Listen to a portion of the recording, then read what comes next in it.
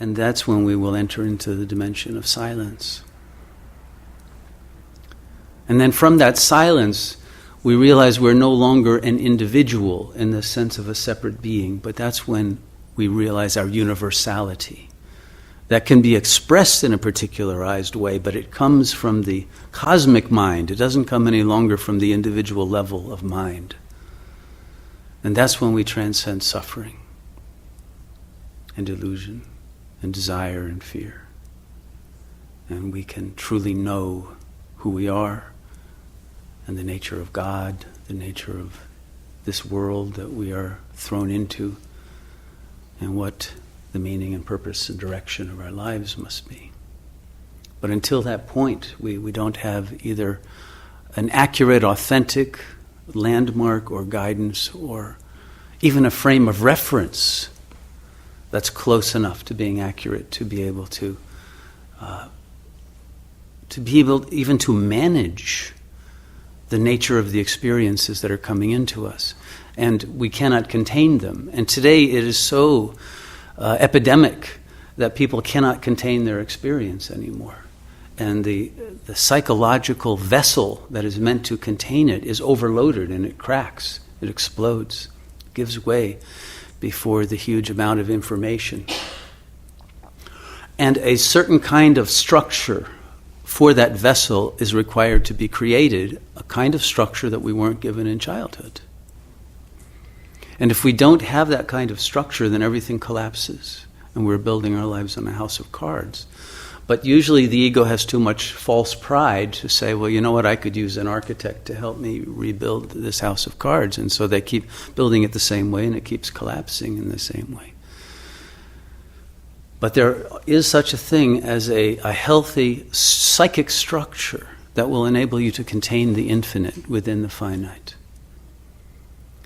And to be able to gracefully let go of the identifications from the past that have held you in an inadequate relationship to reality, without feeling guilt, without feeling disloyal to parents or traditions or whatever, by putting it into an ever larger context in which all is included.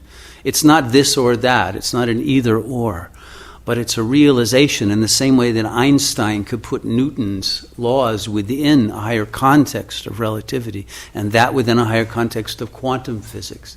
We are gaining larger and larger contexts in which to contain our understanding of reality. But we also need to have the psychic strength and courage and capacity for attention to hold that psychic energy and to channel it toward healing, toward love, toward the generosity of being that is required to build a healthy community structure.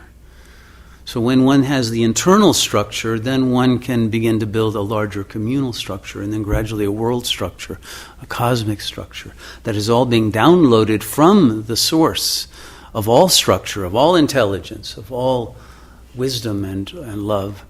And that source, because that source is one in all of us, we can resonate with and recognize, this is the truth. So it's not the question that everybody starts with when they come here, like, does this guy know anything, or is this all a fake, or is he pretending to know something? It has nothing to do with a judgment of me versus another. It has to do with your own resonance with the truth that is internal to you, that is being touched by words that are not coming from an individual, but coming from a source that is universal, and therefore opens our own hearts from within, not from somebody battering at them from without. That will never work. If someone tries to convince you and convert you to some other system of belief, it's pointless.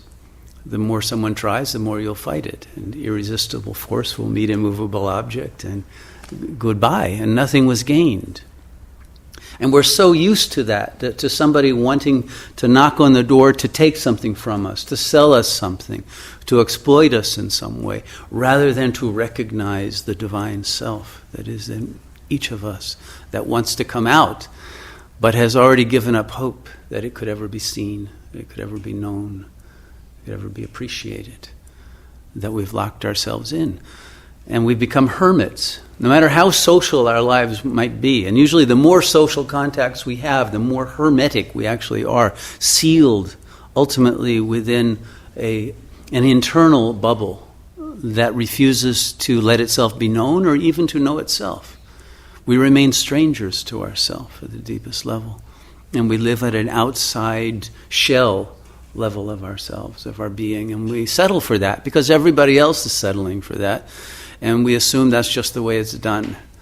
And maybe in the next life I'll go for living a true, authentic existence. But now I'm just going to raise my kids and go on making money at this job I hate. And maybe on my deathbed I'll ask God for liberation. But of course it's too late at that point.